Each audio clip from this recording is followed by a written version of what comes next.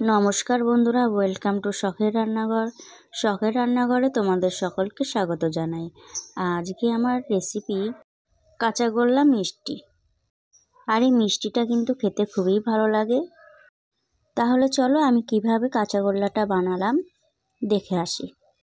তো সবার প্রথমে আমি 1 লিটার দুধ নিয়েছি। এরপরে আমি দুধটাকে ভালো করে ফুটিয়ে নেব।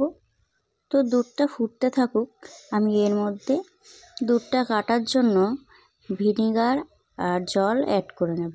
তো এখানে আমি 2 টেবিল চামচ ভিনিগার নিয়েছি আর দিয়ে দেব 2 টেবিল চামচ জল। তো দুধটা কিন্তু ভালো করে ফুটে গেছে। এরপরে আমি গ্যাসের ফ্লেমটা অফ করে দেব আর তারপরে ভিনিগারের জলটা দিয়ে দেব।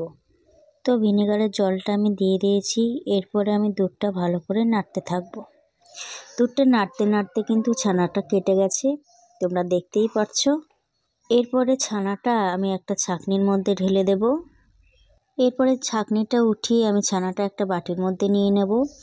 আর ভিনিগারের গন্ধটা যাতে ছানার মধ্যে না থাকে সেই জন্য বাটিতে একটু নর্মাল জল দিয়ে দেব।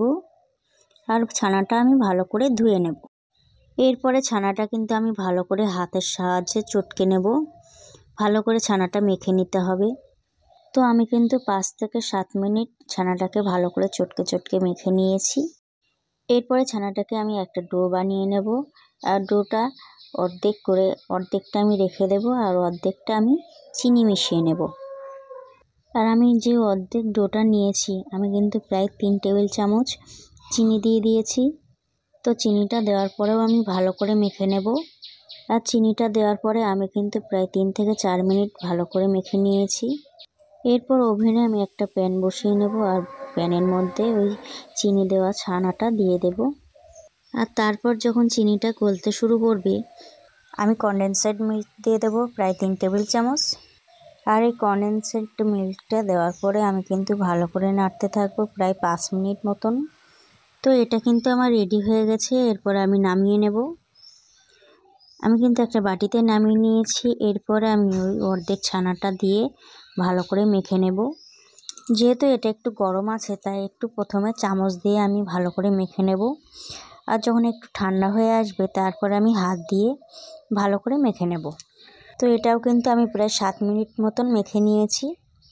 এরপর আমি কাঁচাগোল্লার শেপ দিয়ে নেব। তারপরে আমি একটা বাটিতে নিয়ে নেব গুঁড়ো দুধ। আর গুঁড়ো দুধের মধ্যে একটা করে কাঁচাগোল্লা নেব আর ভালো করে কোট করে নেব। রেডি হয়ে গেল আমাদের কাঁচাগোল্লা। এটা আমি সবার প্রথমে ভগবানকে নিবেদন করব, তারপরে আমরা মুখে নেব প্রসাদ হিসেবে। তো এই কাঁচাগোল্লাটা তোমাদের কেমন লেগেছে অবশ্যই আমাকে কমেন্ট করে জানাবে। আর ভালো লেগে থাকলে একটা লাইক করে দেবে আর তোমার প্রিয়জনকে শেয়ার করে দেবে। আর তুমি যদি এখনও আমার চ্যানেলটিকে সাবস্ক্রাইব না করে থাকো তাহলে অবশ্যই চ্যানেলটিকে সাবস্ক্রাইব করে পাশে থাকা বেল আইকনটিতে ক্লিক করে রাখবে। এতে আমি যখনই ভিডিও ছাড়বো সবার আগে পৌঁছে যাবে তোমার কাছে। তাহলে আজকের মতন এই পর্যন্ত, দেখা হচ্ছে অন্য কোনো রেসিপি নিয়ে। সবাই ভালো থাকবে, সুস্থ থাকবে। নমস্কার।